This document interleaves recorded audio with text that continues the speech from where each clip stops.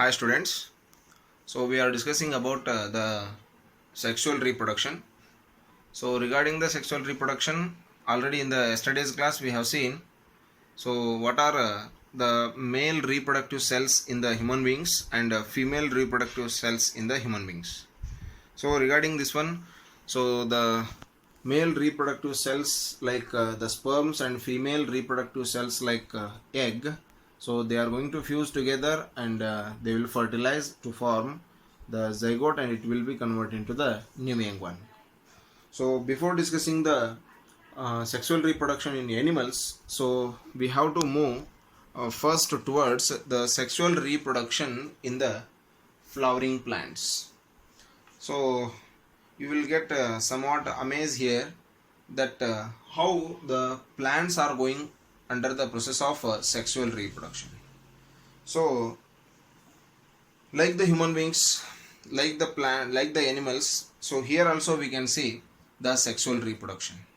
So the male and female cells, they are going to join together, they are going to fertilize, they are going to get joined, and after that one, so the formation of the new young one is going to take place.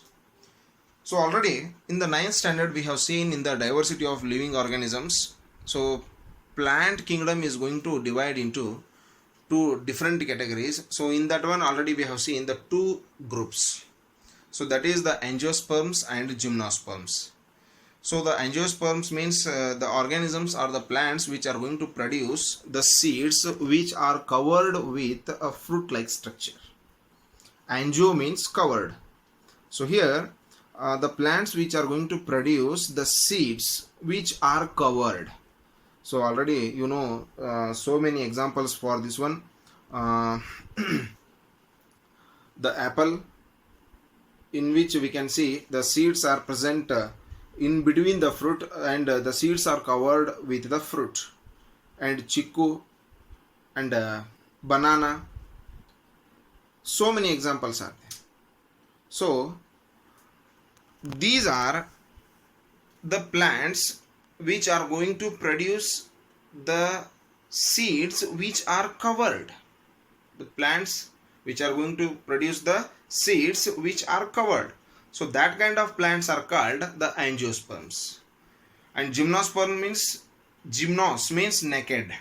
So the seeds are naked. So they are not covered by any kind of material. So those are called the gymnosperms.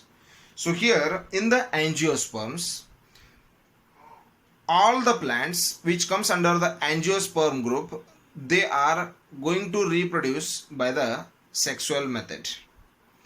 So here we can call that all the flowering plants are going under the process of sexual reproduction. All the flowering plants are going under the process of sexual reproduction.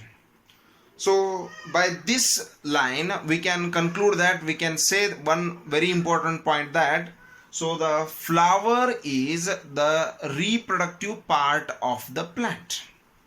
Flower is the reproductive part of the plant. So in the flower we can see both the male and female sex cells. In the flower we can see both the male and female sex cells. So that's why maximum, almost all the plants are bisexual. All the plants are bisexual. Bi means two. Within one plant we can see both the sexual natures. Male and female, both the characters are present in the one organism. That kind of organisms are called bisexual organisms. So here all the flowering plants are bisexual.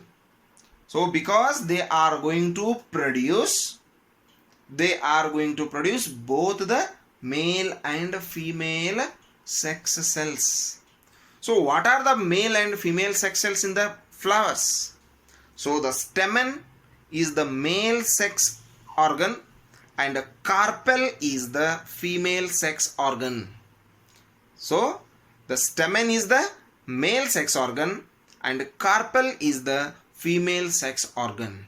So by the combination of these two, the flower is going to convert into the seed, so it will be formed as a new individual. So here we can see the structure of the hibiscus flower.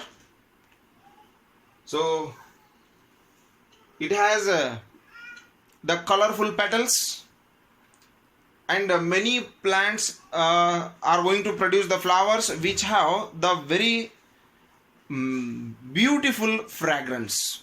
So why the plants are going to produce the flowers which are having the good fragrance?